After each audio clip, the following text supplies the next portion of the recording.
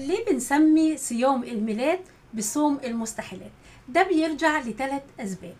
أول سبب إن أليصابات حملت وهي عندها 75 سنة، وده علميا مستحيل، لكن عند ربنا مفيش حاجة مستحيلة. حملت في سن ال 75 وأنجبت لنا أعظم مواليد النساء اللي هو يوحنا المعمدان.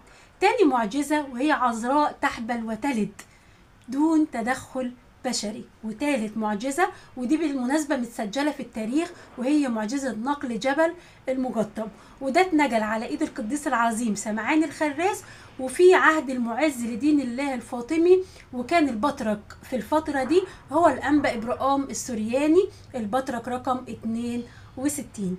لو انت شايف ان في حياتك حاجة مستحيلة، صلي عشانها مدة ال 43 يوم، وعند ربنا مفيش حاجة مستحيلة. كل سنة وانتم طيبين.